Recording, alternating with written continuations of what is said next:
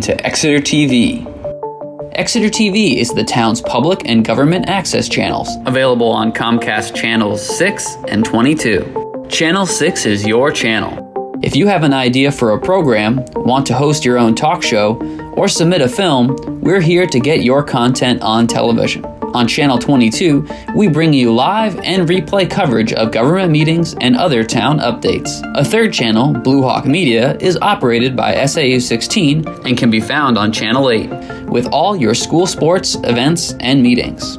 You can watch Exeter TV online at exeternh.tv, Apple TV, and on Roku. Find us on social media for extra content. Subscribe to our YouTube channel and hit the bell to get notified about live streams and new content. Tune in to our platforms every other Friday to watch the Exeter Bi-Weekly Report with recaps of recent events, updates from town departments, and messages from nonprofits in your area.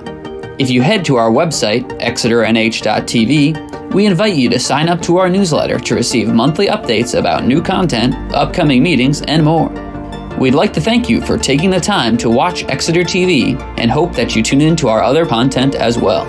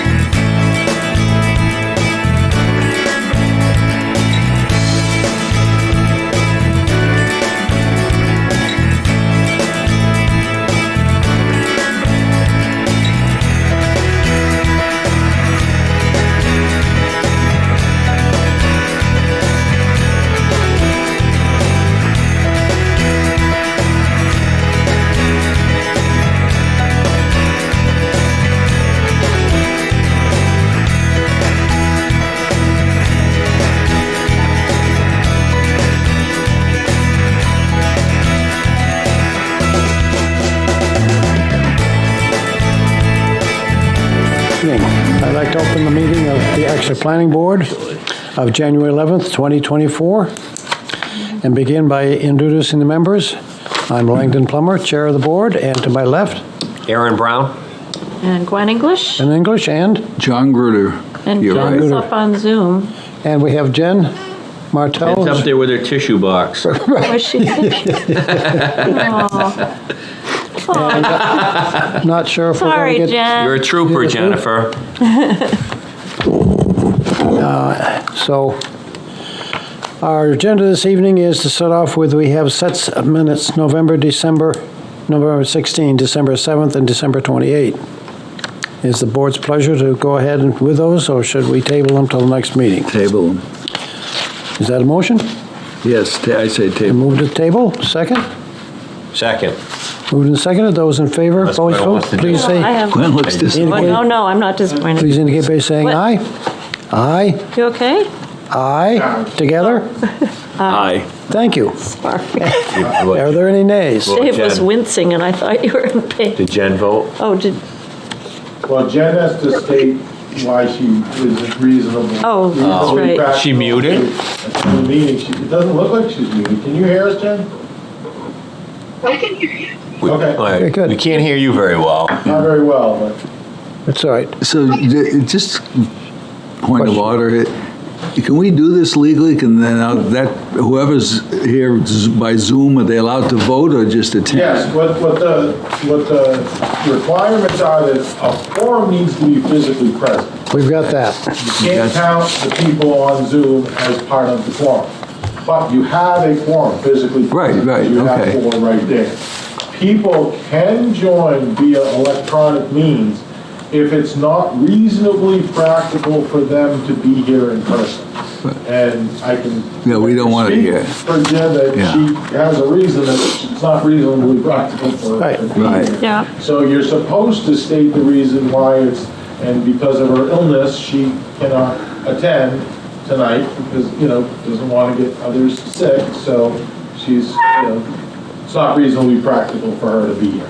Yeah. You can't just say, I just didn't feel like it. You have to have a practical, you have to have a reason. Yeah, I did that once, 'cause I had COVID, Correct. I didn't want to come in. But I don't remember if I got to vote or not, or whether I was just... No, you can vote. Okay, as long as the quorum is here. Exactly. All right. If you come on and you're just kind of, there's no reason I can't, I'm next door and I don't really feel like coming over, then you can't, you're not supposed to participate. A live mic. Okay, So you want to see if Jen can speak and vote, or? Can you, Yeah, now. can you hear me better now? oh, yes, Oh, yeah. that's good. Perfect. That was on my end, sorry. Did you follow us on the minutes? The motion was to table, and are you in favor or oppose? In favor. Okay, thank you. Then we'll And move. a unanimous vote. We had an unanimous vote of, yep, to table. Getting a lot of. So our new business this evening is the first public hearing on proposed zoning amendments being considered for the 2024 town warrant. And Dave Sharples, is our town planner, is going to lead us through this process this evening. This is important. It's a first public hearing. And the next one will be, I believe, in our next meeting. Yeah, January 25th. Okay. And could you call the first public, because we're going to do 2 public hearings. Yes, this is the first of 2 public hearings. Well, no, the first of 2 tonight.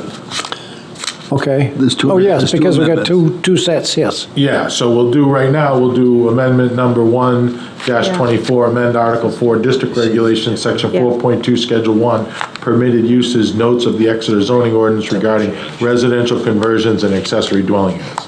So I'm gonna explain that one, because there's two amendments, I'm gonna explain it, then we'll have the public hearing on that, then close the public hearing, and then we'll move on to the second public hearing. Okay. Is that acceptable? Good, so we'll take the first one.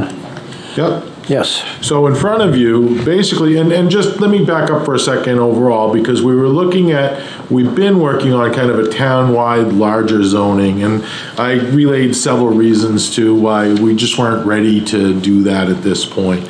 And one of the things that I've been working on that I failed to mention last time, beyond those reasons that we said before, is I've been pretty consistent when I said, you know, when you grow, you want to grow within your capacities, within your, you know, and a lot of capacities can be expanded, like your transportation network capacity. Yep. You can widen roads, you can, you know, add safety features, and, you know, you can build on those, but they cost, you know, they cost money. They're, you know, capital projects. But there's transportation capacity, natural resource capacity, you know, stormwater, you know, your ability to drain, you know, your drainage capacity, handle it, your water capacity, you know, provide, you know, how much water can you provide to, you know, how many people, how many developments, and so forth. The sewer capacity, how much sewer can we treat? Not only how much sewer can we treat at the plant, because we built a new plant that has a lot of, can treat quite a bit of flow through there, but then each individual sewer shed, if you will, is a system of pipes and collection systems and pump stations that may not be able to provide the flow that the system can, that the plant can handle. So we can't get there from A to the, you know, from somewhere to the plant because of pipe size, because of, you know, pump station motors that, you know, might have to be, oh, you know, pipes have to be expanded to put more flow through them. So it's a whole system. So we really want to understand, before we start kind of open the door and growing in different places, we want to really understand the capacities that our town has. And DPW has been without a director, as we know, for a while, but finally we've gotten Steve Cronin. I hope I'm saying his last name correctly. I've met him a couple times, but we've got him on board. He started, and they've been working all along, not just the new Public Works director, but on looking at our capacities, our sewer water capacities. So we're starting to find out more information about that. So we kind of wanted to, you want zoning to be commensurate with those capacities. You don't want to say, oh yeah, you know, do whatever you want out here, and then we have no sewer capacity, and then they come to you to ask for approval, and we can't give it to them because we can't provide the, you know, I'm not saying that's the case, I'm just giving a hypothetical example of, you know, you need to have capacity to, you know, to grow and develop. Or you want to have capacity to grow and develop. So that's the reason why we're kind of going in a two-step. But we wanted to provide an opportunity for growth in certain areas where infrastructure exists, like I had been talking about, you know, to incentivize those areas. We're not changing anything in the RU, the R1. I mean, they, you know, they can continue to develop under existing zoning ordinance. Basically, we're doing a couple of things where, you know, we're revising conversions and ADUs. That's pretty much all over the, I'll explain, you know, town-wide, and then we'll get into the MUN. But, so that's the larger picture. So focusing on the first one, you have a paper in front of you that starts with Schedule 1 notes. Does everyone have that in front of them? Mm-hmm. Okay. And this exists in our zoning ordinance. Everything that is just black text exists today and will not be touched, will not be changed. Anything that's a strike through is existing language that is proposed to be removed. And any red language is what is proposed to be added. Dave, I think I have two versions of that. You do, because the recent one I just passed out, there was one, what I told you last time with this was we were going to the Housing Advisory Committee on January 5th, and it was last Friday, but I hadn't been there yet when I told you that we're bringing it back, and there was one change that they proposed to make. But the purpose of tonight's public hearing is, are you okay with what's the latest proposal? And then if you don't, you can change something. Yep. Because then we have a schedule, we have a public hearing scheduled, you know, 14 days from now, which is, you know, in concert with state requirements. We'll have a second public hearing, because if you substantially change something, then you have to have a second public hearing. We'll have that. So you not only can this change, but you can change the language tonight. So which one is the current thing on the table? The one I gave, I don't know. passed out tonight. It's Okay, this one. look at 2 accessory dwelling units. Yeah. See number 2, accessory dwelling units, is the second part of that sentence strike through. That's the one that. That was the one you gave us tonight. Okay. That's the Yeah. current. Number 2 is also crossed out. Yep. Number 2 is also crossed out, it just does that, Yeah. we're not getting rid of the 2, but it's. So we should just throw out the other one. Yes, that's the only difference. Okay, Dave, can I ask you? yeah. Thank you. I may be jumping the gun, and I missed the last meeting. I did watch it, so I felt like I was up to date. But on conversions, like C and D, why were those there to begin with? And what, like, is there any? We what's the didn't know, genesis no of one these? really knew. Okay, we'll take them one by one, because that's the first thing we're gonna talk about anyway, because A stayed the same, it's Yep. existing. B is existing, staying the same. B really limits what, how many units you can get, because the residential conversions, just for the sake of the public, allow up to 4 dwelling units. So you can take an existing house, an existing single-family home, or existing, and convert it, or duplex, and convert it into 3 or up to 4 units. So basically, residential conversions is changing from 3 to 4 units, because if you want to go from 1 What's to 2 the reason for units- that? What's the reason for that? It's always been in place, it's always been allowed in Exeter, but it is a way to allow an opportunity to absorb housing within our existing stock. Why limit it to 4? Make notes. Because it's existing structures, I mean, maybe you could go more. Well, I'm just saying. No, I know, we didn't touch that, it has always been 4. We can have that conversation. Well, I mean, seems See if like I can make this bigger. Oh, full. Oh, potentially the appropriate time. Because it's really a square footage equation, really, right? I mean, going to 4 units on a 1,000 square foot house seems a little crazy, but going to 8 units on a 8,000 square foot house doesn't seem that crazy to me. Or a 4,000 square foot house. You know what I'm saying? No, I know what you're saying. Or 5. It's just sometimes it's like zoning You want seems to to raise be, your hand and ask a question, you got this. Pete, zoning seems to be wrought with Pete, can that. you hear me? Oh, can we mute? We'll mute them. Oh, yeah. Oh, they muted themselves, I think. Zoning, when we dive into it, it seems to be wrought with arbitrary numbers. Yes, but I would argue, we say 4, right? Yeah. 6, 5. Okay. They're all kind of arbitrary in a sense. Is there an alternative? It's probably not something you want to talk about tonight, I'm sure, but it's just, is there something, well, is there a formula you could attach to that, can a waiver be requested for that? I got a structure and a connecting garage, I want to make 6 units. I think it triggers a variance. The ZBA, okay. It does. If you go beyond the 4 units, Yes. if you want to do 5 units, that's a variance. Yeah.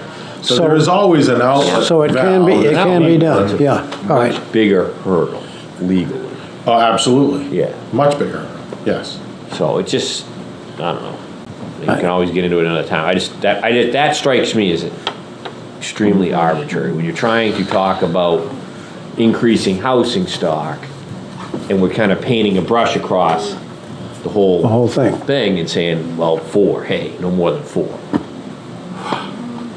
Without any formula or rhyme or reason connecting to the existing structure. I would argue 4 is not bad. To me, I don't it's think like, 4 is terrible. Yeah, either. it's- No, and I know from my experience in the real estate world that up to 4 in the finance world is still considered a residential mortgage. Yeah, it is a commercial. over Once you 4. go to 5, it becomes commercial loan. Oh, okay. So there is a sweet spot there at 4 from a financial perspective. And would you think the same if this was your next door neighbor? I don't know if 1, 3, or 4, or 5 matter. I mean, I don't like neighbors anyway.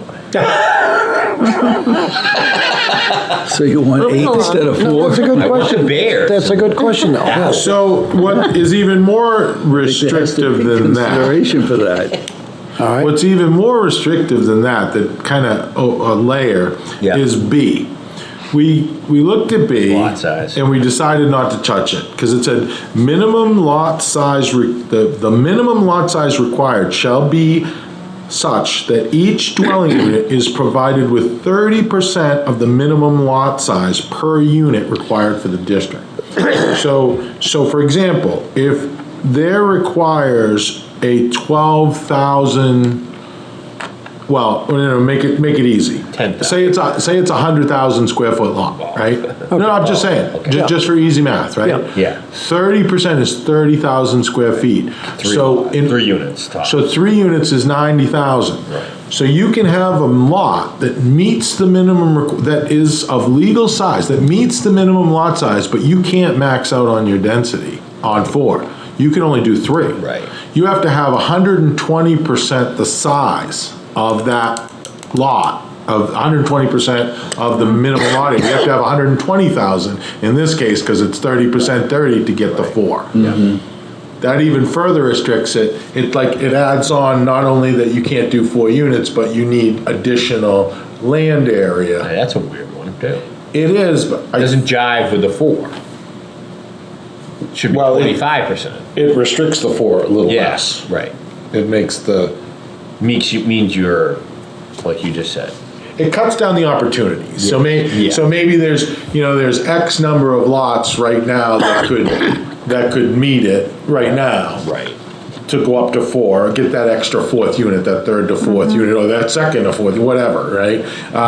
Whatever it meant. But then if you remove that, then it would be X plus something. You would add more opportunity for people to take advantage of conversions if you remove that.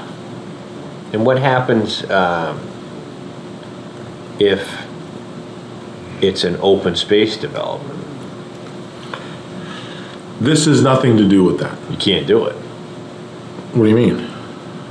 Can you do an accessory dwelling unit or a conversion in an open space development? Yeah, once it's built and exists, yeah, you can take advantage of a residential conversion or an ADU.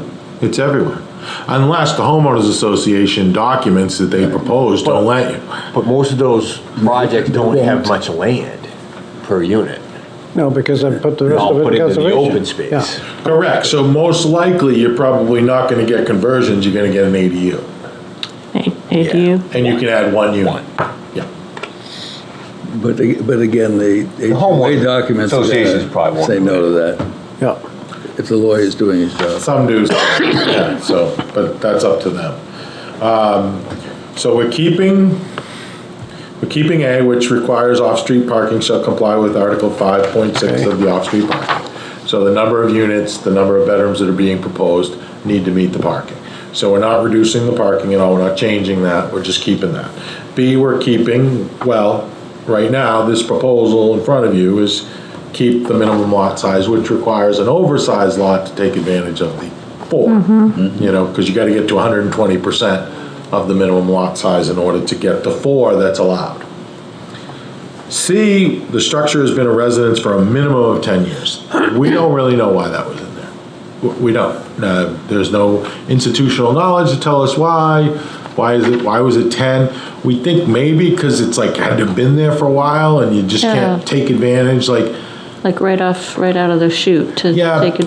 but you can't, but it says the conversion but of it's a existing residential Yeah. buildings, so It has to be there you already. can't build a 4 unit out of the gate, you know, Yeah. like, and say it's a conversion. You Yeah. have to build a single family That or makes something sense. else and then convert it, so, I don't know, it just didn't seem, we couldn't figure out why it was in there, Okay.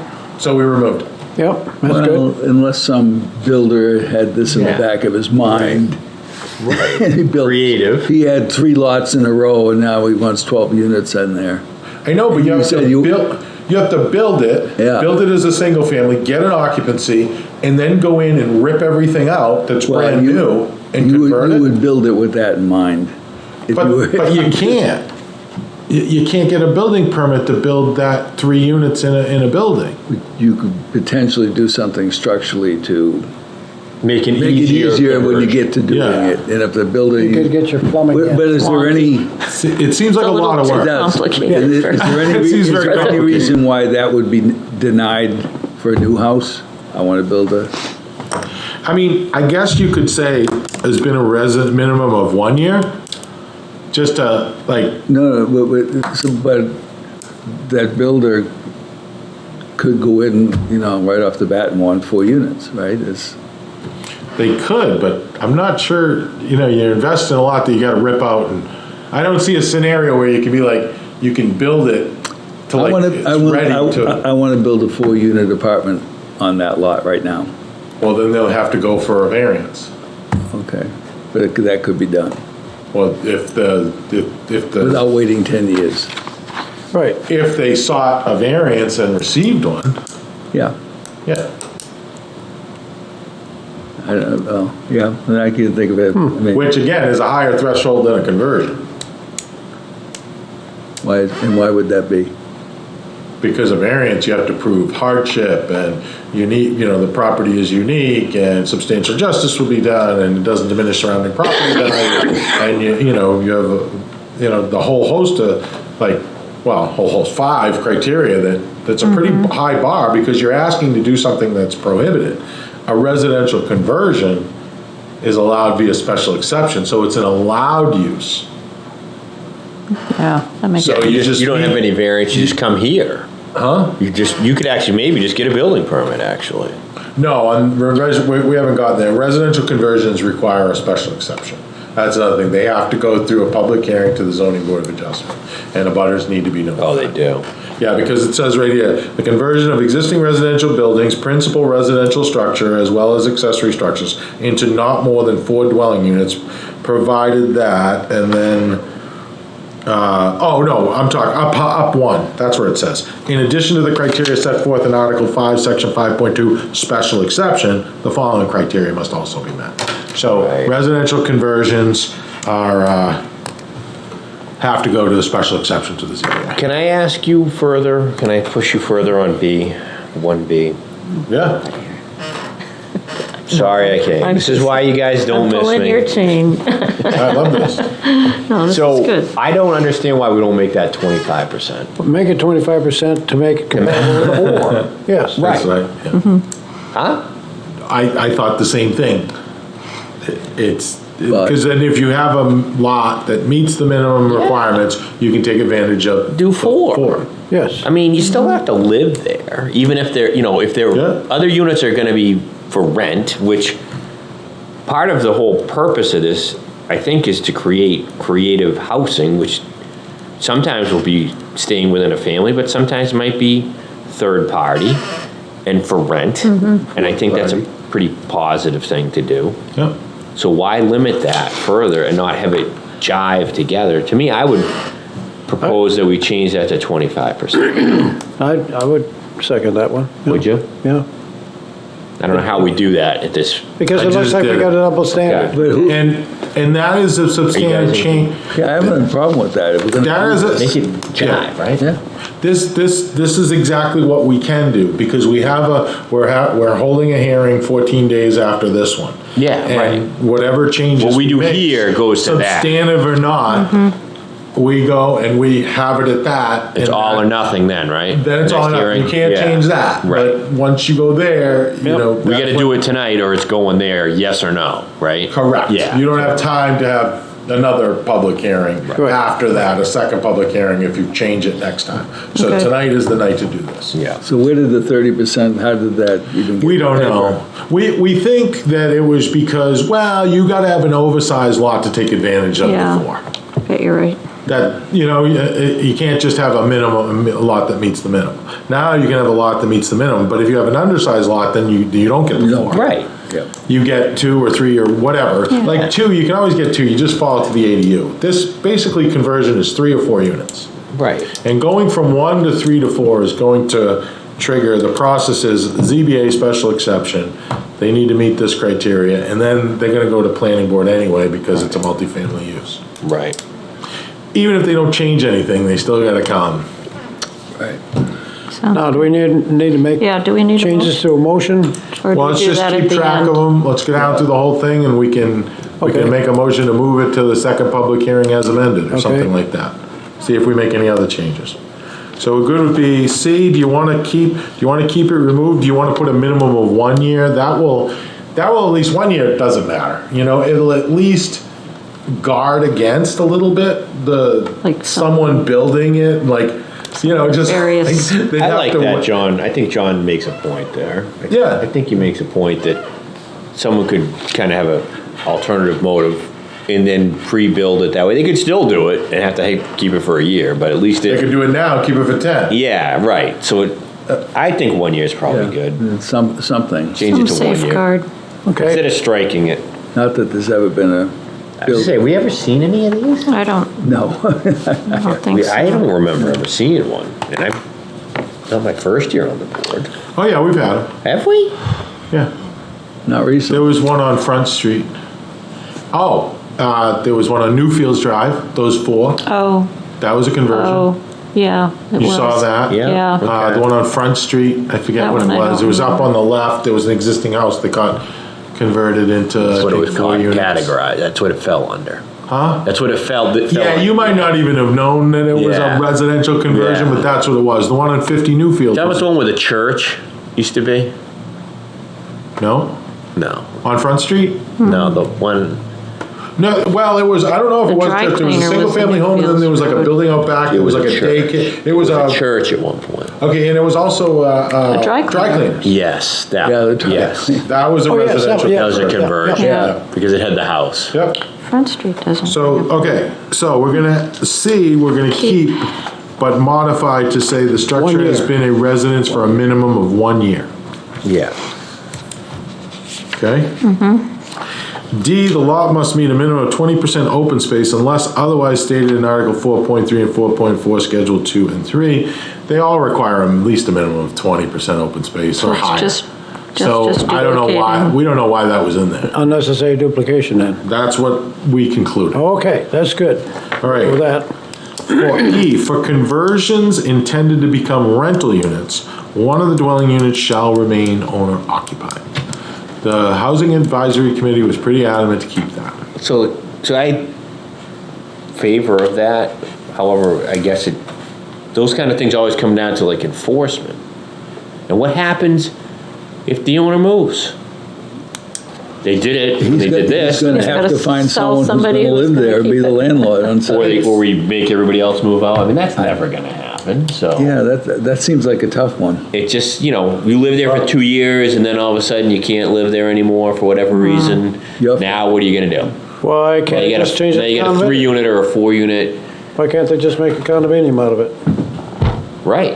Change the rules of the game. Well, that's what I'm wondering. You could, if you were, if you wanted to, if I was, you could definitely enforce this. But you don't know. It would be complaint driven. You would have no idea, we're not Yeah. gonna monitor. But people start complaining, we go there, who owns it?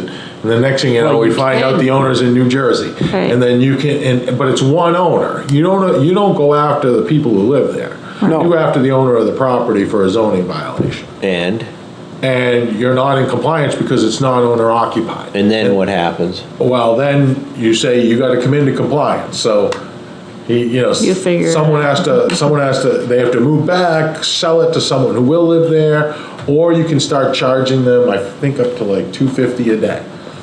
$250 a day, which can get pretty steep. I mean, there are mechanisms to enforce this if push comes to shove. Okay. Yeah, I mean, I don't I wanna use think them. I'm trying to be more practical. I That's don't wanna use them, but. Right. You're right, but then, I guess what do you do then? Right. You're like, we can't enforce it, do you allow it? Then the choice is you don't allow it because you can't enforce it, or, I don't know. Do you put that restriction on it? I guess. But they were Well, that's pretty, the question I have about that. So if Why? you're a young guy, when you were young, 20 years ago, when you first get into real estate. Sure. You bought yourself a house, you and your wife were gonna We live bought a there. 4 unit. And then you have children, and then you need a bigger place Right. yourself.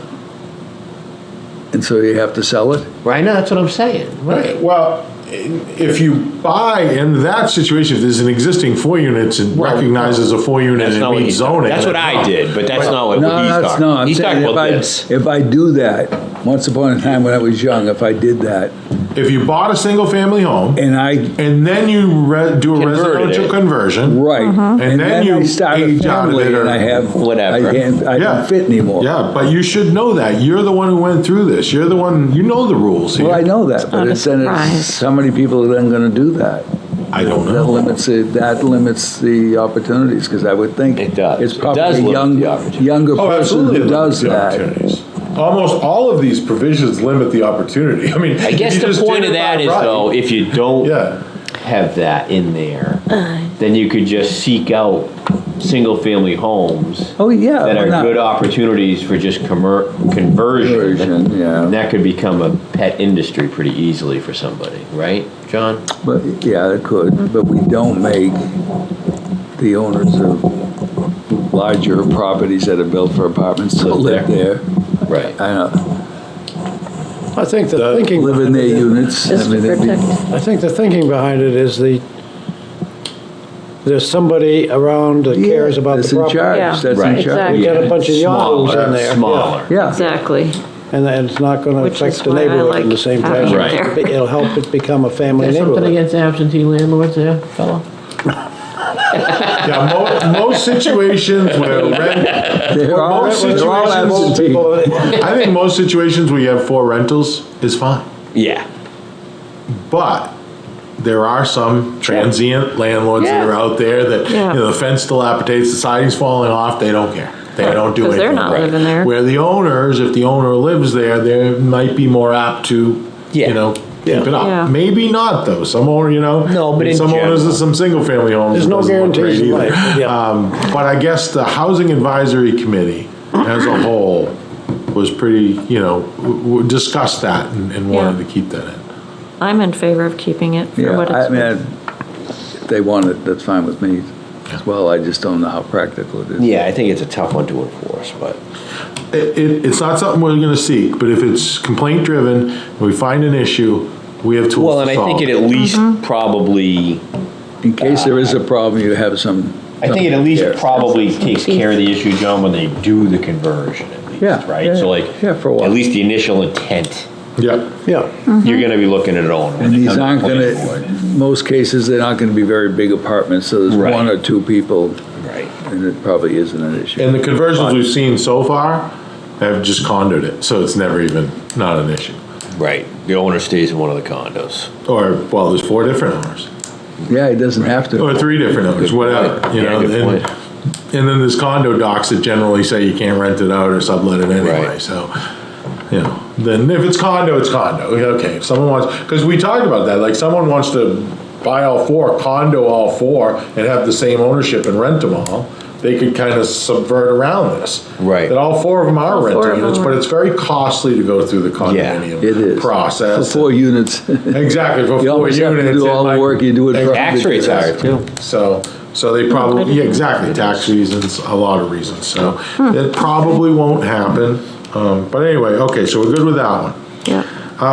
F is the Board of Adjustment may require planning board to review the proposed site plan. All conversions consisting of 3 or more units must be reviewed by the planning board. All conversions consisting of 3 or more units must be reviewed by the planning board anyway, because it's a multifamily. It's a single or a duplex going to a multifamily, which triggers our regs. So unless we change those regs, which I didn't hear anything about, anybody wanting to, this is not needed. It's duplicative. Okay. This talks about, G talks about may allow expansion to an existing structure for the purpose of providing additional areas for the units, provided all other requirements are met. Any expansion greater than 400 square feet shall require planning board review of the proposed site plan. This is a little different, because if someone wants to put a 400 square foot greater, 401 square foot or more addition on, it triggers site plan approval. Right now, up to 1,000 feet is exempt, 1 to 3,000 feet is up to my discretion as the town planner to require site plan approval. Over 3,000 is automatic. So this is a little stricter. Just pretty low number. What it does is discourages additions Yeah, right, over 400 square feet. That's what it does. right. It's like a tiny house. Yeah, that's what we Tiny built, house is 400 400, square isn't feet. it? I A think. mudroom. Well, it is just the footprint, though. Like, if it was 2 stories, they could get 800.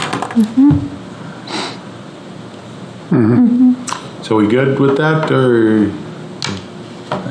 What do you guys think? Is it too low? I don't know if I'd get into the square footage, I'd just, No. I'd yield to what. I'd just either remove it or keep it. Let's keep it. Yeah. I'm okay with it. Because then it'll just default to the site plan. Anyway, you don't have to put anything in there if they're, proposing an addition big enough to trigger the site plan. Right. Or they're going to a multifamily anyway, they're gonna be in front of the planning board anyway. Yeah, So they're probably gonna be in front of the planning board anyway, regardless of whether they put it. This would be an example, someone has for example, a single-family home, a modest single-family home in Yep. Exeter, and they want to make accessory dwelling unit for the oldest generation in the family. If they only wanna do one, they wouldn't go under conversion. They don't, 1 to 2 is an ADU. okay. That's why we changed it, was conversions were easier than an ADU. Up to Yeah. 4 was easier than a 1, and it didn't make sense. Yeah. So we wrote them, so a conversion is 3 or 4. That's Okay. what it's gonna be. Okay. From 1 to 2 to 3 to 4. Okay. And then an ADU is adding 1, Okay, adding one to whatever you have. single family, to a single family. Okay. Yep. right. So that if you're falls going, under if you're 2. doing what you you're just saying is got. that would fall under 2, what I was just talking about. Correct. Okay. Yep. Okay, so we're good with that. Prior to any renovation, H we removed because it talked about septic and potable water. I think, did it say, yeah, potable water. Yeah. We added all conversions shall connect into the municipal sewer system, and municipal water shall be available immediately adjacent and accessible to the property. This provision does not require connection to the municipal water system, and only requires that it is available in the event it is ever needed. We just thought if you're adding additional units, yes, you can do an ADU later in anywhere in town, but if you're adding an additional 2 or 3 units, we feel you should be connected to the municipal sewer system. And water should be available, because if something happens to the well or something like that, something that they don't control, less residents are affected if we can get on water if they need it. But this, Which happened out on Kingston Road. There was some groundwater contamination out there, and that's why we brought water out to them, So we're like, well, if you're gonna go from a 1 unit to a 4 unit, we want you on sewer, we want you on municipal sewer, and municipal water should be available. In the event something happens, you can tie in. You don't have to. Right. But it should be available Yeah. for just the safety and convenience of our residents. Okay with that? Okay. So now, that's residential conversions. Now, accessory dwelling units are different because it's going from a single family to adding 1 unit. Single family, what you were talking about earlier. Right. So this used to require a special exception. Go to the zoning board of adjustment. We're recommending removing that. Conversions still need to go to the ZBA, but we're removing the need to go to the zoning board of adjustment if you're a single family home and you want to add 1 accessory dwelling unit that meets the criteria. And in the meeting, one of the things, and it's also in this letter that I'll read during the public comment period from the Workforce Housing Coalition, that they identified the removal of discretionary hearings as one of the most impactful improvements a municipality can make. Because when people look at this, they're like, oh, I gotta go to the zoning board, they don't see it as a zoning board, they just see it as a town board, intimidated, don't need, and they won't do it. Or they might just do it without telling anybody.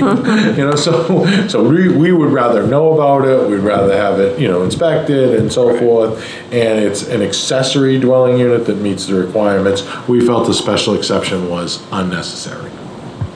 Necessary for a residential conversion, but not necessary for an ADU. Anyone have any? I think if you want to encourage ADUs, you are doing the right thing.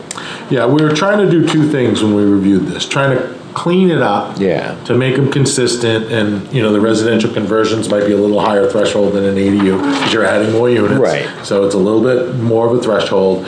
But also to increase the opportunity for people to do this. Because the bottom line is if, someone under these, if 10, houses in Exeter out of the whatever, thousands of, units that are out there, added a unit, say 10, that's 10 units are added. And there's absolutely no change to anything. No infrastructure is added, no, no land area, trees are taken down, well, except unless there's an addition or something. But, it's probably already developed, already existing, using existing No more infrastructure. infrastructure for the town perspective. Correct. We're not putting any new roads. I mean, we build roads for 10 units, and so it's like we could absorb 10 units in there. So we wanted to create opportunity for people, and these are generally affordable comparatively. Right. Even if they're market rate, they generally meet some affordability requirements because they're small, they're in an existing home. No and so forth. amenities. So, and New Hampshire Housing and others have identified a pretty dramatic need for housing in this region. Let's see. So we removed that. The proposed, the property and proposed use must conform to the dimensional requirements of one family lot. We decided to remove that. That is a big opportunity because the majority of houses out there in these zones they're non-conforming. They don't meet something. Whether it's a setback or whether it's the lot depth, lot frontage, lot size. I mean, if you don't meet any of the dimensions, must conform to the dimensional requirements. So if you don't meet one of those dimensional requirements, you can't do an ADU. And we wondered, why is that? There's a lot of neighborhoods that are established neighborhoods that probably could put an ADU within the existing house, but they have 12,000 square foot lots in a 15,000 square foot zone, and they're all the same, and they're non-conforming, so the ADU isn't available to them. So we removed that requirement because it has to exist. And as long as they still need to meet setbacks, it's not like they can violate setbacks or violate height. They still need to meet all that. But the lot size, they don't have to meet all the existing. They can be non-conforming. They can't increase their non-conformity. They can't, build, okay, if they're 36 feet, they can't go to 50. If they're, 4 feet from the side setback, they can't go to 3. They can't increase their non-conformity. They just have to, as long as they meet all the requirements, we didn't see why they shouldn't be allowed. This is probably the biggest one that was allowed. This and removing the special exception was the biggest opportunity to allow these in town. Yeah, we talked about doing that in general for non-conforming properties, right? Like not making them come to these crazy things. Yeah. If they are just like rebuilding what they lost or, So we good with that? Yep. Okay. No more than one accessory dwelling unit shall be allowed. Okay, because anything more than one, you're into residential conversion, and you got to meet that criteria. So we're only allowing one. C, the accessory dwelling unit shall be designed so that the appearance of the building remains essentially that of a one-family dwelling. The Board of Adjustment may require that new entrances be located on the side or in the rear of the building. Talking to staff here that's been around a long time, they said that's never been done by the board. The Board of Adjustments never talked about entrances or moved entrances. And then I'm not really sure what essentially that of a one-family dwelling means. It's pretty squishy. Yeah. So, and they're not going to the zoning board anymore because we've removed special exceptions. So we decided to cut that out, that provision out. All right, okay. And then accessory dwelling units shall not be allowed in manufactured housing. We debated that one for a while. Yeah. Because we actually... You ever go to Seabrook?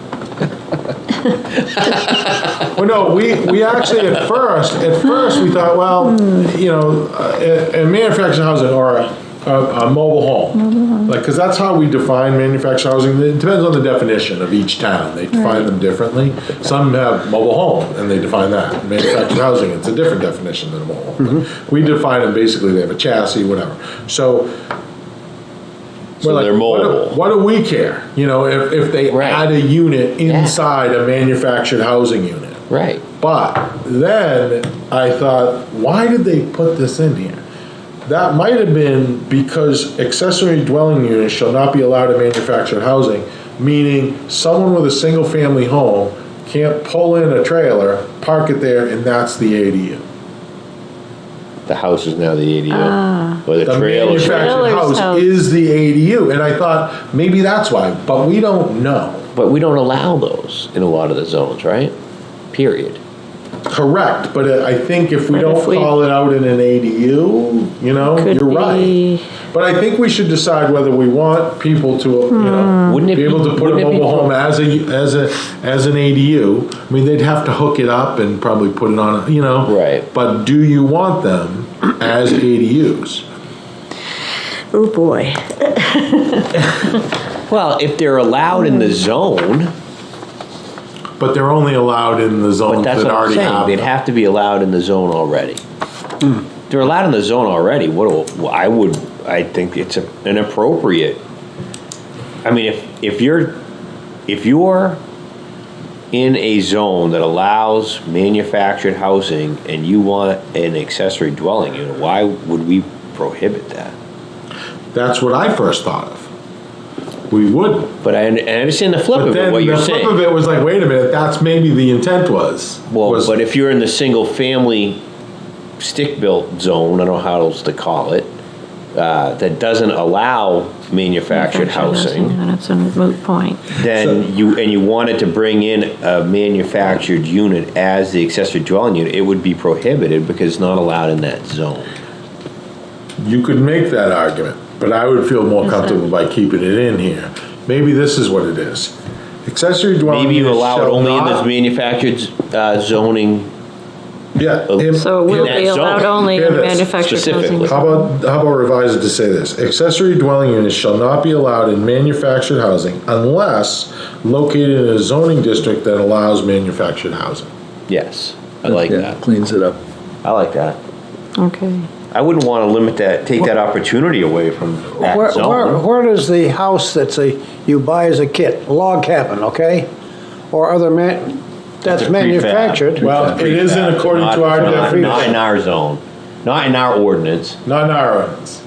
It's not called a manufactured house. A manufactured house is what you would consider a mobile home. Comes in on wheels. In our ordinance. Some companies. Okay, In our ordinance. Yeah, it's confusing. Yeah, it is a little confusing. because these are manufactured pieces, Yes, manufactured, yep, prefabricated. Okay. Okay, Built in a, That Okay. works. so we're good with that. yep. Yeah, come so in that's been mobile. changed, Yeah. right? but not as one piece. Yep, for accessory dwelling units, and the last one is, oh no, we got another page.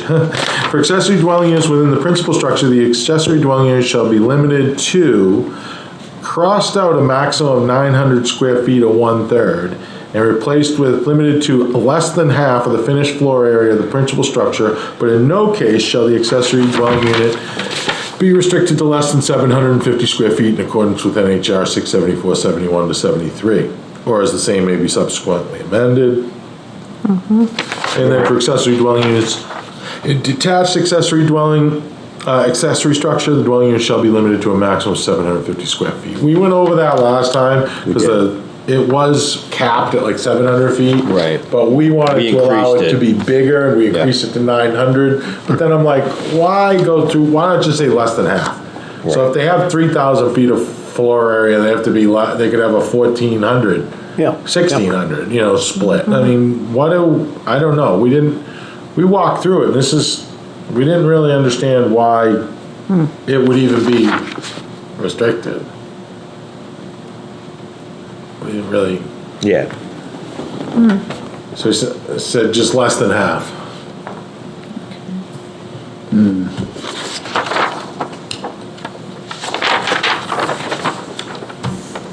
Because it almost doesn't matter, because like someone could do an accessory dwelling unit and say they wanted to downsize.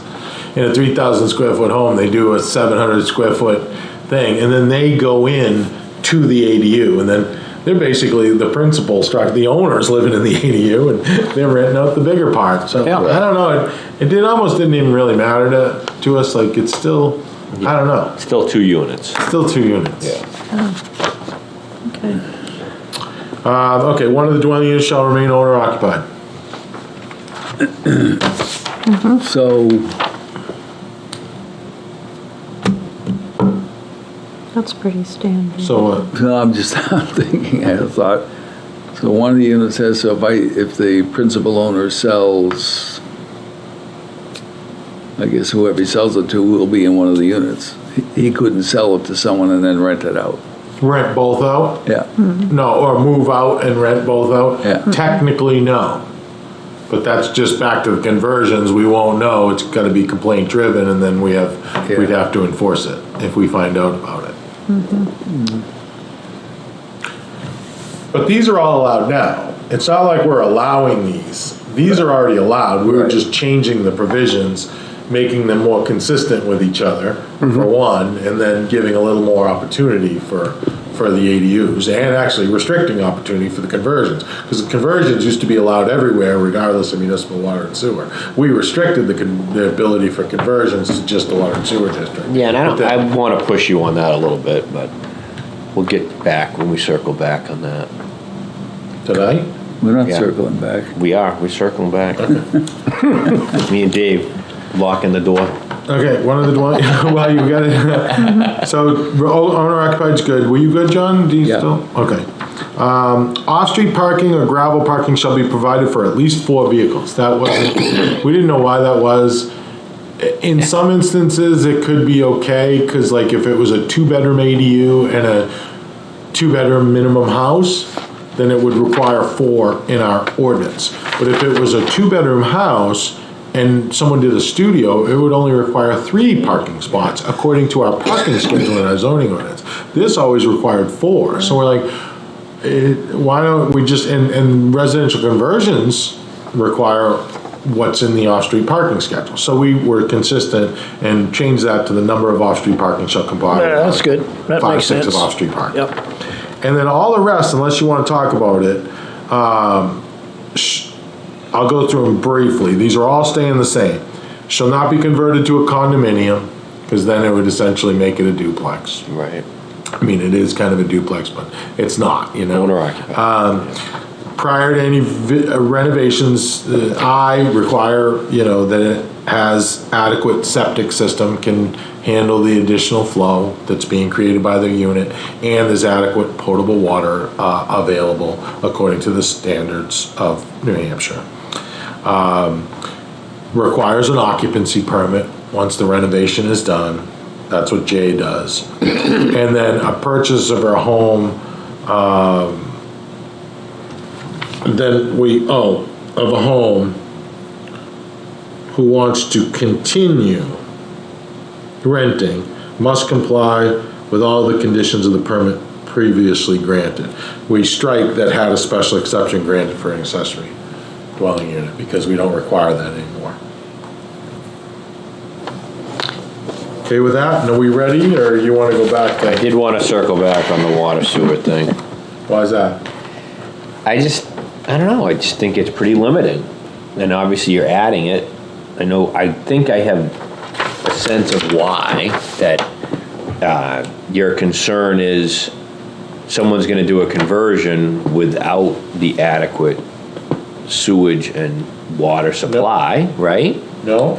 That's No, not my why. concern, one, I'll take it in 2 parts. Okay, The municipal sewer system, right now, we have been, there's a nitrogen general permit coming down from the state that is required by Exeter. And they've identified us as, contributing more nitrogen than, and we're in an administrative order on consent about our nitrogen. We spent $55 million on a sewer treatment plant to reduce the nitrogen loading to the Swampscott River. In part because of the administrative order and consent to limit nitrogen loading into the Swampscott River. We budget, hundreds of $1,000s a year to start meeting that permit that's going to get stricter and stricter Right. on nitrogen loading. Septic systems load about, I forget what the pounds are per year, but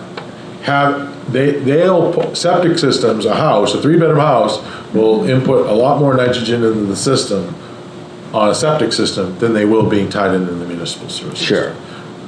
That's why. Yeah. We have to do it. We have to limit nitrogen loading to the environment. And this is a way not on ADUs, we're letting that, you can add one, but when you add 3, 4 in the zone, eventually someone's gotta pay for it. Yeah. So, I don't know, maybe there's another alternative, another way to do it, but that's why the septic was, and then people don't maintain their septic systems. Right. As well, either, and they can, they can cause issues. We got a problem. Well, So, wouldn't you have to bring your septic system up to standards? You do, You'd have well. to be enlarged. But there's not, the There's advanced maintenance. systems aren't there yet, they can, there's some nitrogen fixing systems, like nitrogen reducing septic systems out there, but we're studying those right now. They're definitely not like connecting to the municipal sewer system. Yeah. We're gonna do better on nitrogen removal than even the advanced septic systems. But you do have to show that you meet the capacity.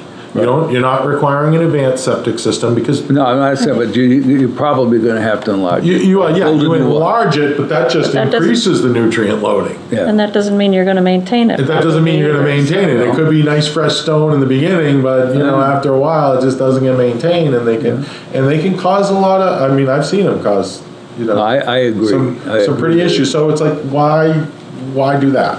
And then with the water, I'm actually reviewing a model ordinance through, a guy I've known for years, is looking at a PFAS model ordinance. Because PFAS is becoming an issue for groundwater. And it's getting, it's around. And it's in all sorts of products that we use. So it's like, okay, how many units do we want to, yeah, we're allowing one, but now we allow 4. Sure. And if if everyone does it, now we're allowing 3 plus 3 plus 3 plus 3. And then if they get some contamination, now we can't provide water to them. Right. It's just, I don't know, it doesn't seem right to me. Sure. It's Okay. like, accessory dwelling unit, okay. Yeah. But converting to 4 condos from 1 to 4, like Yeah.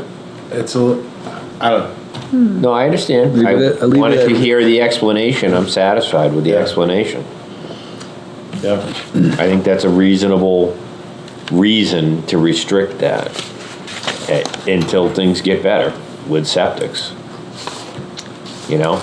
I just look at it as, the flip of it is, there's a lot of potential opportunities out there in that existing housing stock that will be eliminated from conversion potential because of that.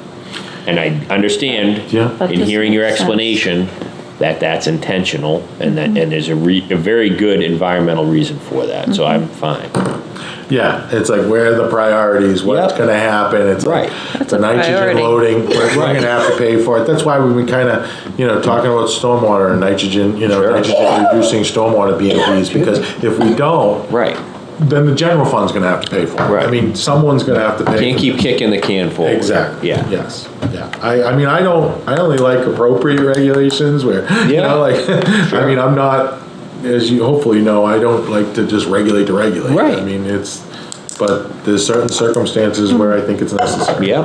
So, Can you Okay. keep us posted on what you learn of the PFAS, whatever that project is that your yeah, friend it's a is? model ordinance. They've written a model ordinance. The state has written a model ordinance The state. for towns to potentially adopt. It's voluntary. Okay, And I was asked to be one of the reviewers. okay. So to review the draft ordinance, and I'm almost through it. I've almost finished. I kicked it to Kristen too. She had some really good comments. So That'd be she's gonna interesting to review it. see So, that. yeah, they, about identifying, I was surprised that it was in so many products. Yeah, it's Yeah. frightening. Yeah, it's in a lot. in a And lot then of products. the concentrations that they're saying that are potentially harmful are like parts per trillion. I mean, Yeah.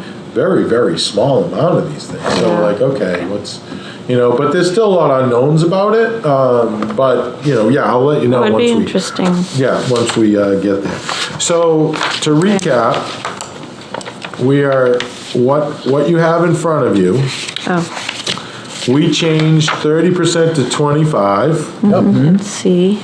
We changed 10-year to 1 year for minimum residence. And then we added to the manufactured housing under ADUs that allows, unless located in a zoning district that allows manufactured housing. And then we struck on K that had a special exception granted for an accessory dwelling unit. So we made 4 changes, 4 changes, right? Yes. And you could make a motion to move the existing language to a second public hearing, January 25th, 7 PM. So moved. Thank you. I will second that. All right. Any discussion, Jen or Pete? Any questions? I'm trying to keep an eye and see if you have any. Mr. Chair, you know I'm here, right? This is Nancy. Oh, now you've been a blank there. But hello, Nancy. Yeah. Have you got any that's comments? because he had me as a guest at the beginning, so I've been here. I'm here. Okay. I kind of forgot about the Zoom. Do they have, I'm sorry. Does anyone have any Do you want comments? to, you want to do it over again? Yeah. No. We followed. Okay. Did anyone raise their hand or anything? No, I didn't No? see it. Okay. No. I don't have any comments. I agree with pretty much everything that's been decided and changed. Okay. So we have a, Yeah, so don't I. do you understand the motion on the floor? Yes. Okay. Yes. Pete?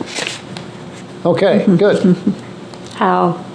So those in favor of the motion, please indicate by raising your right hand. On screen and off screen. There we go. Whoa, hi Nancy. Good, thank you. No objections. Okay, passes, and we'll move ahead. Does that conclude this portion of the meeting? Well, that section? you would have to close the public hearing, but before I do that, we do have, well, we have no public here, but I do have a letter that's in front of you that I'm Yes, we thinking we received- should read into the record. I can read into the record? Sure, go ahead. Okay. Dear Exeter Planning Board, I write today to express the support of the Workforce Housing Coalition of the Greater Seacoast in your efforts to update Exeter's accessory dwelling unit and conversion zoning ordinance. The Workforce Housing Coalition is a 501c3 nonprofit organization that supports the advancement of diverse housing options in the Greater Seacoast region of New Hampshire. As you know, New Hampshire faces a well-documented housing supply shortage. The rental vacancy rate in Rockingham County is 0.4%, well below a healthy rate of 5%, and rental costs increased 34% over the last 5 years. Accessory dwelling units and conversions are important pieces of the puzzle as they allow for affordable housing units attainable to our workforce and expand multi-generational housing opportunities. We applaud the Planning Board and Housing Advisory Committee for exploring improvements to Exeter's accessory dwelling unit and conversion ordinances. As you consider the final ordinance language, we strongly encourage allowing accessory dwelling units by right. New Hampshire Housing Finance Authority's recently released policy and program models for creating accessory dwelling units guide identified the removal of discretionary hearings as one of the most impactful improvements a municipality can make. Hiring professionals and obtaining permits is costly, and without the guarantee of approval, the risk is often too great for many New Hampshire families to pursue. We hope Exeter will join the other 117 New Hampshire communities that allow accessory dwelling units by right. No single solution will solve our housing supply shortage, but improving access to accessory dwelling units and clarifying conversion opportunities is a great step forward. Thank you for considering our perspective and for your service to your community. Please do not hesitate to reach out if there's anything our organization can do to help. Sincerely, Nick Taylor, Executive Director, Workforce Housing Coalition of the Greater Seacoast. Okay. Thank you. And we did do that. We did, you're promoting it by right. Accessory dwelling. Great. Okay, so close the public hearing on that one. Then we took action already, so turn that page away and slide Open the- another map. Open the public hearing on amendment number 2-24, amend Article 619, mixed-use neighborhood development district of the Exeter zoning ordinance by expanding the provision to apply to the C2 highway commercial district and amending some of the existing language.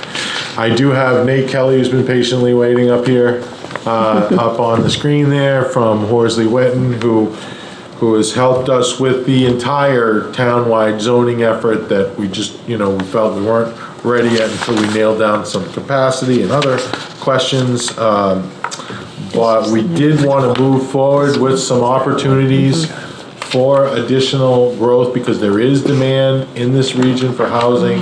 People are always trying to find, so instead of, I think we should incentivize redevelopment over developing, other areas. We should at least, allow them, they're gonna continue anyway, but at least incentivize redevelopment, because I think that's a win-win for communities for all the reasons I've explained before, from a fiscal standpoint, environmental standpoint, social standpoint. So we'd like to expand the use of the MUND that the board approved a few years ago, in the WC and the C1 district, which is the waterfront commercial, basically downtown along Water Street. The C1 we're in the C1 right now, just the downtown. And plus the C1 was out on Lincoln Street. It's kind of a little linear district right along the tracks there. What the MUND did was it takes away the density requirement, because right now the limiting factors are density, height, and parking. Well, 3 limiting factors, there's a lot of them, but 3 main ones are parking, height, and density. So instead of like 5,000 square feet per unit, we took away that. It doesn't matter. We keep the parking requirements, which we reduced to 1 space per unit, and then in the C1 and WC downtown, we went from 35 feet to 50 feet allowed. Well, 50 feet was allowed anyway on WC, but we're in the C1, we went from 35 to 50. Out on Lincoln Street, it was 35. We kept it at 35. So that district, we heard from some folks, they came in, they didn't want to go up to 50, so so now we're proposing that same MUND out into the C2 district. And I gave you a zoning map and highlighted where the C2 is. And basically the C1 right now is on Portsmouth Ave by the lights. That's all allowed. Okay. On both sides of the thing, the MUND is allowed now to Walgreens.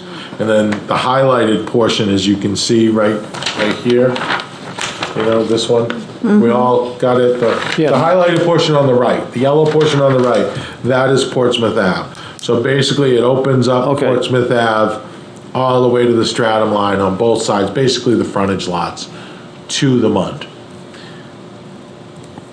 And allows, mixed-use neighborhood development in that area. There's also a portion of the C2 that's on the left there, the yellow on the left, that is basically by Industrial Drive, right where I like Front Row Pizza down to by just past there's like a moped shop there. Right, you get around the corner past Brentwood Road, get around the corner, just past there, where the condos, Brookside condos are. Oh, the bank just went in. That's the bank. Yeah, the bank just went in. That's the start of it. On the right side, on the left side is, where that Unitil gas station, Herb and Rob's, Aroma Joe's, that area. Up to Front Row. So that is also available for the MUND. It requires ground floor uses to be commercial on the property frontages. We did expand that a little bit to allow, we did change that a little bit to allow residential behind the commercial on the first floor. Because there was a lot of questions and asks when people came in from MUNDs, they're like, can we put it behind, And we're like, well, technically our ordinance says no, you can't. But as long as we get the commercial frontage, and out front, then what's the issue with providing additional residential units out back on the same, ground floor? And height here again, I'm sorry, is that? We're up to 50 Up to 50 feet. Yeah. Is there anything out there that's, It says 35, I think. No, C2. Yeah, doesn't it say C2B4? Doesn't it say 35 feet? Oh, Four. out on Port, yeah, you're right, I'm sorry. Portsmouth Ave is 50 feet. Okay. And I believe I grabbed I didn't bring my zoning, I said that you can do 50 feet for a special exception anyway in C2 on Portsmouth Ave. But the C2 out on Epping Road It's stays at 35. 30. It stays at 35, okay. Why is that so small? I mean, that's The not scale scale of built. everything, Scale of the scale everything of everything around else it. out there. I mean, the meeting think. place is set back, that Yeah. those buildings, but The stuff going out across from the gas station, how tall is that? That's probably 35. what stuff? Gateway? Yeah. Yeah. Isn't that It's gotta be 35? Supposed to Taller than be, that. unless they got, It looks tall. I don't think I don't remember them. I don't remember talking about that I though. don't think it's 35 feet, but hold on. Oh, wait a minute, but that was in a different district. That was C3. I'm sorry, let me grab my zoning. Oh, it is C3. That's it is C3. It is C3. All right, you win. C3. It is. I don't know, guys, I would say 50 feet, I'm just saying. I'm not sure what difference it makes because Right. there are apartment buildings that are Right. just But they're behind set another back. building that are that. Sure. Well, and if you're trying to have a mixed district, and potentially a building has a first floor commercial, Commercial, you need 3 floors. you really do. Yeah. You know what I mean? Doesn't look good. Why? One level of commercial and 3 levels of residential make a lot of sense from a economic perspective versus 1 and 2. I mean, we're trying to create housing I opportunity. realize that. I realize that. So, yeah, C3 was 50, Yeah. Yeah. C2 is currently 35. Yeah, okay. In that zone, but You not can go to in 50 town. feet by special exception. So if we wanted to, we could say just 50. So if you do a MUND, you don't have to go for a special exception. Right. Well, I mean, you're reading the letter from the workforce housing saying, if you limit these arbitrary meetings, it improves the opportunity that things actually Oh. happen, right? So, Oh, absolutely, yes. But then again, you gotta be sensitive to the context and the massing of the community and you know, so. I just look at it and say, if we're making that a residential and commercial mixed-use district, making it practical, to actually do a project, to me makes sense. So a 50-foot restriction, I think, is significantly less restrictive than 35. I think 35, requiring commercial on the first floor is pretty restrictive. You get you another floor. Yeah. Because I think commercial is a challenge anyway. It's probably the lost leader in the proposed project. So are you saying, you recommending that we go to C2 as, well, we won't even separate them. Instead of 3, 4, we'll just. You're really put- talking about a very small corridor here, right? We're talking about, But I'm concerned about what's around it, and I Okay. feel like, I Meeting personally place is feel. over 35. I realize, but as you Yes. said, it's set way back. is, So it it's not, you don't really notice that, especially, so what do you get over there? But you can got- do 50 feet be a special exception. exactly, but. You get a but couple schools. 2 schools. You get a couple I'd schools. rather, Permitted. I understand that. Yeah, so- But So what you have going right there now, it gets a really small zone, right? So you I get those- realize that. There's 2 new schools. Yep. Right? We've got Sure, the 2 new which schools are on one low side. profile. Daycare. They are, for sure. I don't think anything's gonna happen in front of them. You know what I'm No, saying? Like, I no. don't think you're gonna flow past them, and it's not gonna matter. And then you've got that old building, I think the next thing is either like a little auto body guy. Yeah, there's 2 garages right Yeah, together. those garages I are know right them there on the well. left, They're right there. and there's some kind of, Out of sound, yeah, electric lights.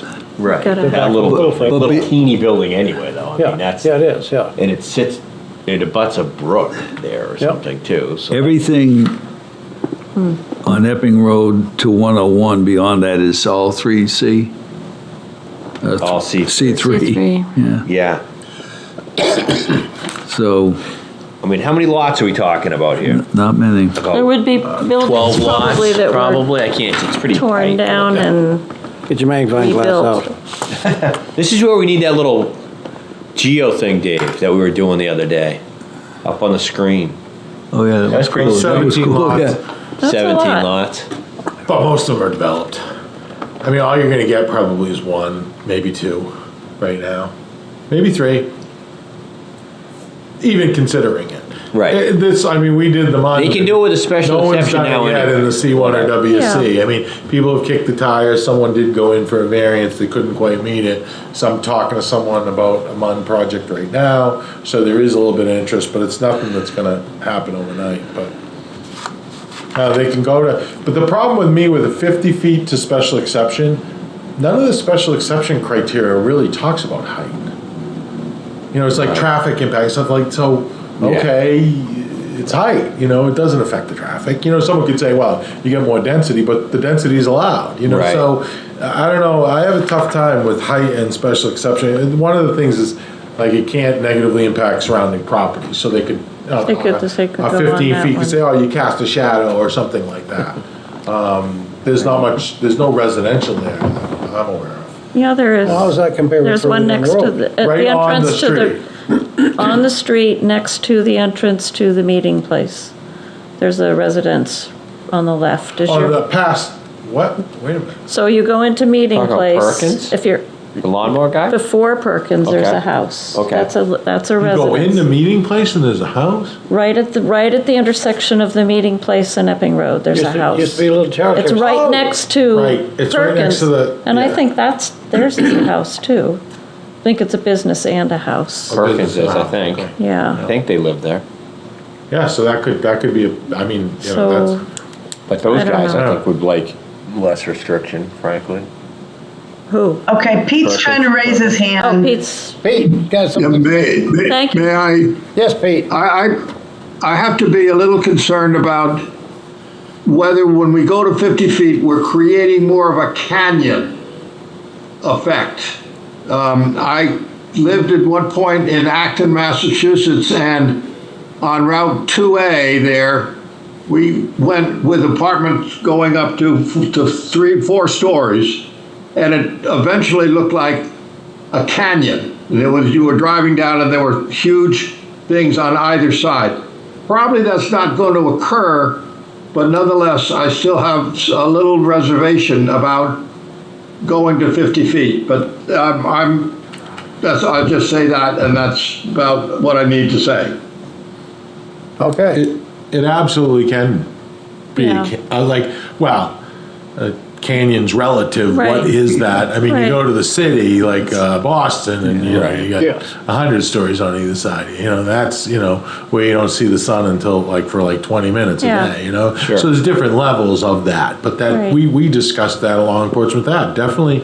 Right. But then again, what's the alternative? You start pushing stuff back, then you push it back into wetlands and kind of, removing more trees and affecting natural resources, or where I don't know, where are your priorities? You got to balance pros and cons and make a decision as a board. That's kind of so I'm not going to sit here and say you won't get a canyon effect if they all developed and are all 50 feet. I don't think that will happen necessarily, but maybe not that's what right you're away, zoning but it it could. to happen. You got any thoughts on that, Nate?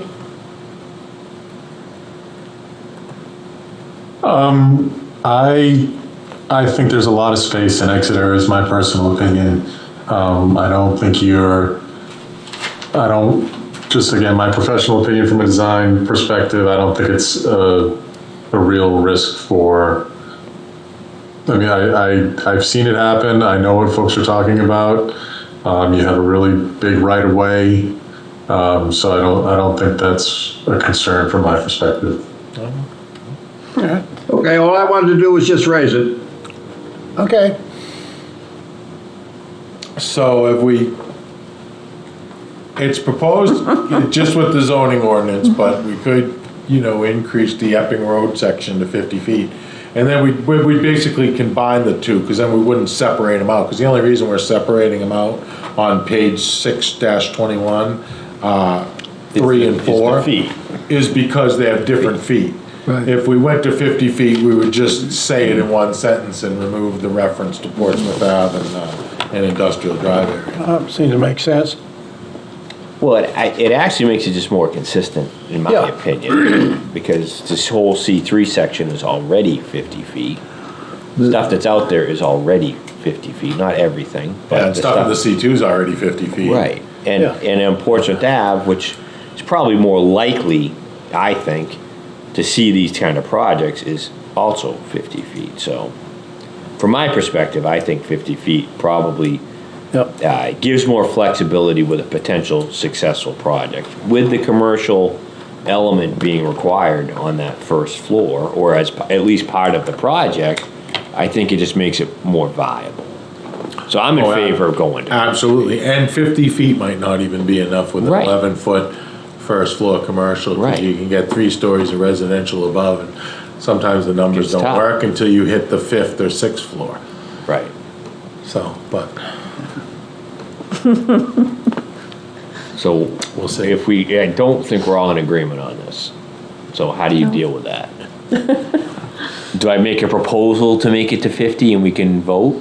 Is yeah, that the way to do it? Yeah, you can get a consensus. All right, I'll make a proposal to Yeah. change that, B4 to go from 35 to 50 feet in the C2 And district 4 stories. and 4 stories. Yep. I'll second it. Moved and seconded. Any more discussion?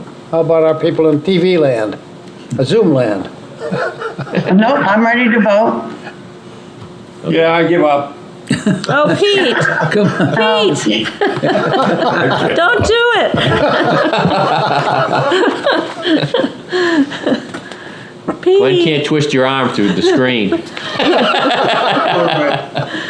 Pete. My arms are long, but not that long. I'll go along with it. The TV ad with the You want to articles. vote? I think we should vote. Yep, I think we should vote. So I'll accept that as a motion if there's a We second. made a motion and a second. Second, I said. We did, yes. okay. I'm sorry. That's Mixed okay. that up. All right. We're ahead of you. We want All to right, have we'll the, use, all in we'll favor? use the old right hand. You all in favor, please raise your right hand. 1, 2, 3, just 3? okay. That Opposed? is my right hand. I'm Right. opposed. Oh, okay. And So one six- opposed. 6 to 1. Sorry, Glenn. 6-1. Oh, boy. Do you want Motion that carries. top story? You'll all Coming be in. sorry. The canyons are coming up. Well, they're gonna be Aaron, do you right want on the road. top story so set back a wetlands little back bit? Too, Yeah, so it It that's doesn't look so bad. Top story back. We'll take the top story and set it back. 12 feet. Won't look as bad. Set it back. Yeah, just have it stepped Set it up back a little 12 bit. feet. Well, it's 0 to 25. You know, it's got to be within 0 to 25, but we did add language that allows for, where was that, Nate? Where's the, What are we talking about? Which well, one? right now the MUN has a 0-foot front setback, but then a 25-foot maximum setback. So you can't go back more than 25 feet, because we want to keep it close to the existing structure, because as you move back, there's wetlands issues, and we're always pushing people into wetlands, and then they got a conditional use permit, we're like, no, 0, bring it up. But we do allow, where was that, Nate? We were allowed, We have the WC has the maximum setback. no, remember where we said uses can be like, oh, yeah, no, here, right. Number 2 in B2 on page 621. Maximum front yard setback for newly constructed frontage shall be 25 feet. The design of frontage area shall comply with section, 5D. The setback may be extended to the extent required to accommodate outdoor amenities complementary to the proposed development. So we looked at like, Thirsty Moose did a nice job by doing some outdoor seating. So if they wanted to do something like that, they don't have to go to the ZBA, they can come to the planning board and push that building back to have amenities out front. I think that- John of that was talking 50-foot about building. was getting further off the road. Of that 50-foot building. Yeah. No, I was saying, Set it back. and you made this comment to me once about the buildings in Portsmouth, Yeah. where there's 4 or 5 stories Sure. and it doesn't look good. If they Looks set crazy. back, the top floor Right. was in 10 feet. Sure. Someone got a balcony out of it, whatever. Right. And you can do architecturally a good job to not make it look so overpowering. Right. Yeah, you can do like a podium. Sometimes people do Yeah. 1, 2 stories, and then it goes back. Yeah. And then it goes up. Right. But generally, I see that with more 15-story buildings. Well, yeah, you do. 10 stories, like, so, Yeah. because like you start saying 4 stories, and then, you only go up 2, and then you lose half the 3rd and 4th stories, the numbers start working. It's usually reserved. I hear what you're saying. I like that look. Because Yeah. when you're on the street, It it's does more know human how we- scale, and the bigger Yeah. go up, but I don't think that's, I don't know, Nate, what do you think of like doing that with 4 stories? It just doesn't seem. It may not be practical. And I think what we're seeing now with the trends is really, this gets back to the finance issue, is really, optimizing space. Architects are being super efficient now with their space, and I agree that a 4-story building, I think it's probably something that's not really needed. That's not a very imposing structure. No. The design guidelines have, all of those elements in there where you're breaking up the stories with various architectural features, outlines and articulations. So those really do break up the massing as well. So I think you're really covered there.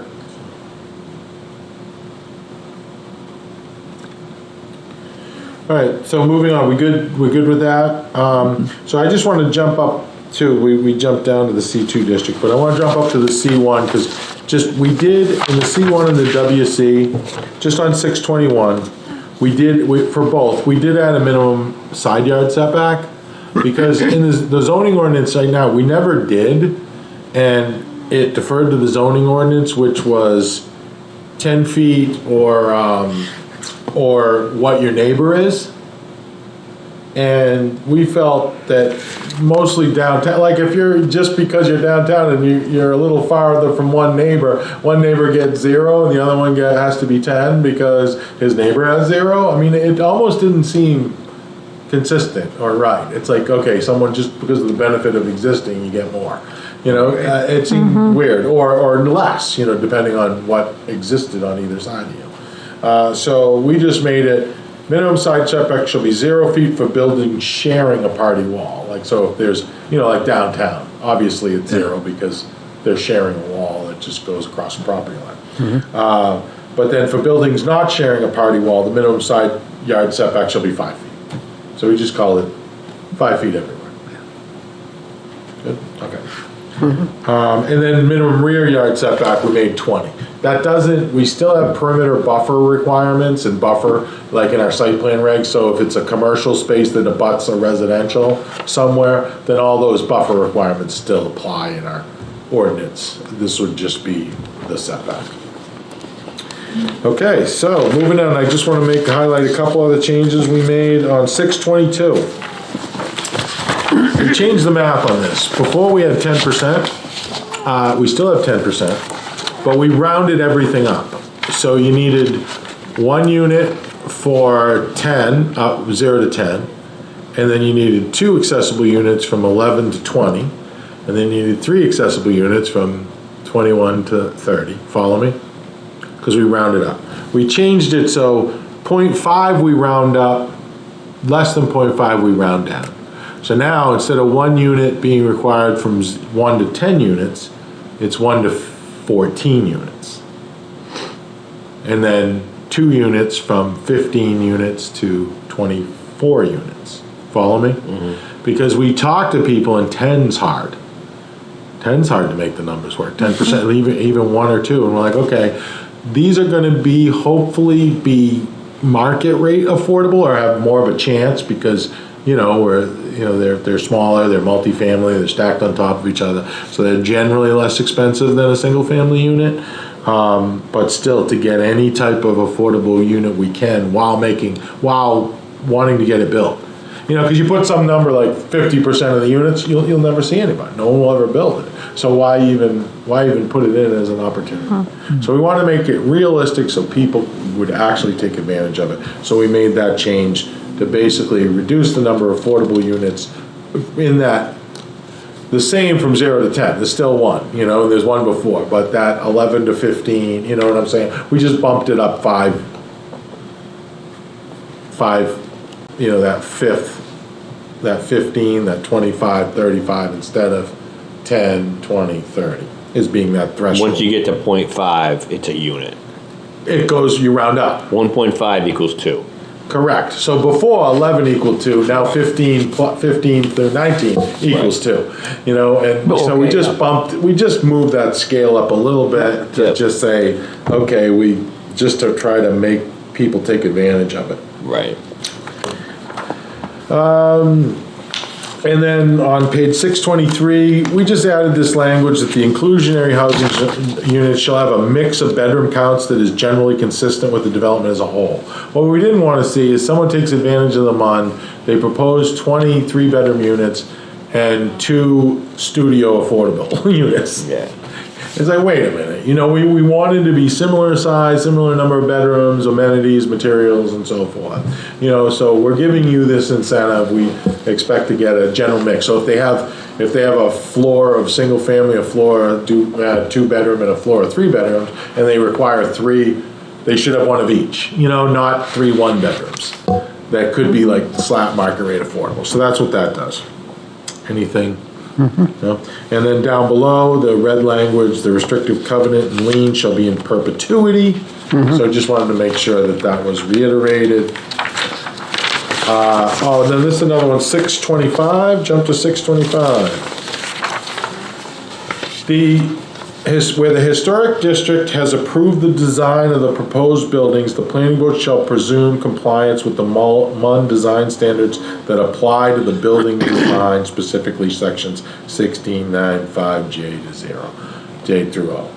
I figured, you know, if it gets through the HDC regulations and it meets the HDC regulations, then, you know, we would consider, because then if the planning board tries to change something, they basically bump it back to the HTC. So I think the HTC is pretty, you know, it's a pretty thorough board. It's, you know, if they can meet those standards, then we're going to assume the planning board can assume they've met them. Is that? Yeah. Okay.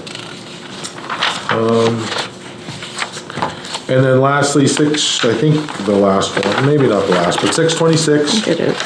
This was just talks about, we talk about landscaping along the frontages and stuff and putting benches and trees, street trees. And we just wanted something where an applicant proposes and the town approves improvements in the public right-of-way, an agreement shall be executed that binds the applicant to maintenance of these improvements. The applicant may propose and the town may accept responsibility for some or all of such improvements at their discretion. But, you know, like they're getting the benefit of they require landscaping. If they use the right-of-way, they're basically allowing to use the public right-of-way to satisfy their landscaping requirements, where they don't have to take any land away from them, and they can add additional units, commercial space, whatever on that land. So that's a benefit. So I think they should be, you know, they should be responsible for maintenance unless we agree to take it on and maintain it. So on a kind of a case-by-case basis, that's what that did. And then 630. Public right-of-way, though, underlying fee is theirs, isn't it? Not, in some cases, they own midway to the right-of-way. Yeah. And in some cases, they don't. If they give it to us new subdivisions and new, you know, where they gave us the fee simple, then no, we own the underlying soil. But it's probably a 50-50, maybe even more the way you're describing. Anything over like 50 years old is pretty much underlying fee is owned by the properties on either side to the midpoint. Right. Okay. 630, I think. 630, yeah. We just want to make sure that regardless of the proposed use and regardless of the overall building height, ground floors in the MUN shall be a minimum of 11 feet. Because sometimes if someone says, okay, you know, they get a variance or something to put residential on the first floor, if it ever wants to be converted back to commercial, the height is the biggest thing, biggest thing. So if you make it 11 feet, okay, you know, maybe we can allow conversion to residences at some point. Sure. But if it ever wants to go back to commercial, it has the height available to do it. Because once you make it 8 feet, 9 feet, you pretty much have taken commercial use off the table. And then, let's see. Oh, and then 632. We did this one because, I mean, in the HDC, they don't allow it. So that doesn't really matter. We changed high-quality cement fiber siding to high-quality manufactured siding. Basically, there's a lot of products out there that some would argue look pretty darn good that are vinyl these days. There's vinyl that looks like it's vinyl. Yeah. But there are definitely higher qualities. Stuff that looks like cedar shakes. Yeah. Exactly. This Yeah. I mean, I've Hard to tell till you touch it. well, in the historic district in Somersworth, where I worked, they started allowing some vinyl, and there was a couple houses that were done in it, and I mean, really the high end stuff. Yeah. And I mean, from the road, I couldn't tell. Right. I mean, usually, cheaper vinyl you can spot from a mile away. Right. And they don't allow J channel. You got to route the, you got to route the window trim, and you got to, put it underneath. So there's no J channel, so that doesn't get it. It can look really nice. Yeah. So we just wanted to give that opportunity if they had a viable product and they could come in, bring it in, they could show it, and if it was high enough quality, the board could Well, allow it's it. easier to maintain and often is maintained well. That's a big difference too. Like when you go to the products that have to be, I mean, I have wood, but if you go to painted and stained, you gotta really stay up on a maintenance schedule. Yeah. Not everybody will. So that's it in a nutshell. Do you have anything to add, Nate, to this that I may have missed, or? No, I think you covered it well, Dave. Okay, thank you. So yeah, I mean, it's nothing new, we're just looking to expand it. I mean, a couple changes that we described from the existing, but, it's basically taking this and expanding it to the C2 to hopefully get a project. And if we get a project, I mean, we're not gonna get a mad bull rush, because we haven't had any on the, in the WC and C1, so I don't expect that. But hopefully we could get a project and then see how the community reacts and the planning board reacts, and if it's something we like, we can, explore further. If not, we can always change it, because zoning is fluid and should be that way. You should constantly revisit it and look at it. Can I just ask a quick question on C632? Is cement fiber, is that considered manufactured siding? Yes. As well? So it's not, I was wondering if it would be better We just limited to. it to cement fiber. Basically, my take on understand. it. Is that the hardy plank stuff? Hardy, Yeah. Yeah. Okay, I just didn't know if you'd want to keep cement fiber in there and then add manufactured siding, but if manufactured siding includes cement fiber, then that doesn't matter. I know what cement fiber is, I just No, it's a good didn't know question. if it was. Yeah, the reason why, I mean, Nate can chime in too, because he made this change, but, cement fiber was just saying high-quality manufactured. We were only allowing cement fiber manufactured siding, Yeah. but their vinyl manufactured siding, that prohibited vinyl manufactured siding. Is that Got your it. take too, Nate? Yeah, it's evolving, like you said, and things are just getting better. These manufactured products are getting really pretty impressive. Okay, Obviously, the HDC doesn't allow it, but this doesn't allow it in the HDC. The HDC doesn't allow it, doesn't matter. It's, Right. that trumps this, and by the time it gets to us, it won't have, right. it doesn't have the option of doing it to the extent it's in the historic district. But the C2 change, there's nothing, the historic district isn't in. Isn't in the C2. The historic district isn't in the C2. It's in the existing MUND, some parts of it, but Right. not the addition. There's nothing out on Portsmouth Ave, outer Portsmouth Ave that's in the district.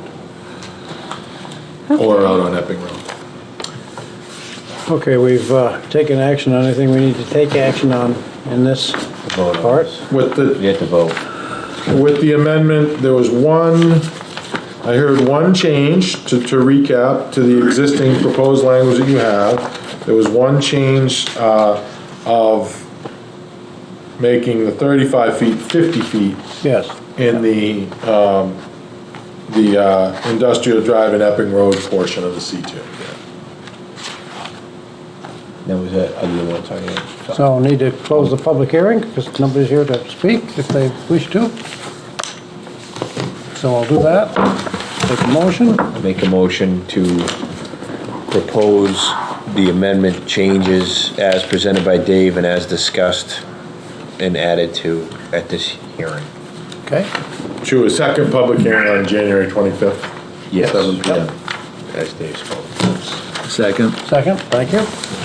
Okay, those, you folks hear that motion okay? Yep. Yep. Yeah. Okay.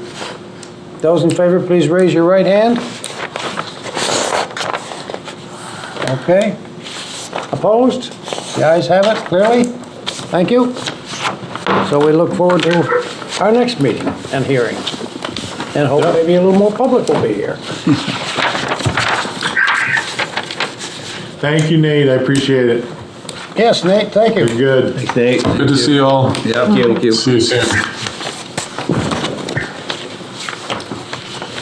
Any master plan discussions? Not at this point. Do we have a meeting? Neglecting our, Uh-oh. Yeah. we were meeting really regularly, a lot. We did good, yeah. Like every week for a while. Well, we had the bike Yeah, we stuff expect and the Expect sidewalk. that kind of performance. Do we need, Afterwards. do we need a meeting in February or? Why? No, it's- We're planning on it, yeah, I mean, yeah. just No, kinda didn't wanna, the holidays. Yeah, no, I'm ready for, You ready to meet? I'm ready to meet too, cause I got some stuff. You got some stuff? Land use We'll see an regulations email. review, we did. Field modifications, Dave? None requested. How you doing with bond letters and hang money out? When do No, we get our, when do we get our share? Yeah, have not. No. Not yet. Not cashing any bonds either, which is good. Nope. Good. Well, I'd entertain a motion to adjourn. So moved. So moved. Okay. All those in favor? Aye. Aye. We stand dismissed. Thank you for tuning in to Okay. Exeter TV. Exeter TV is the town's public and government access channels, available on Comcast channels 6 and 22. Channel 6 is your channel. If you have an idea for a program, want to host your own talk show, or submit a film, we're here to get your content on television. On Channel 22, we bring you live and replay coverage of government meetings and other town updates. A third channel, Blue Hawk Media, is operated by SAU 16 and can be found on Channel 8, with all your school sports, events, and meetings. You can watch Exeter TV online at exeternh.tv, Apple TV, and on Roku. Find us on social media for extra content. Subscribe to our YouTube channel and hit the bell to get notified about live streams and new content. Tune in to our platforms every other Friday to watch the Exeter Biweekly Report, with recaps of recent events, updates from town departments, and messages from nonprofits in your area. If you head to our website, exeternh.tv, we invite you to sign up to our newsletter to receive monthly updates about new content, upcoming meetings, and more. We'd like to thank you for taking the time to watch Exeter TV and hope that you tune in to our other content as well.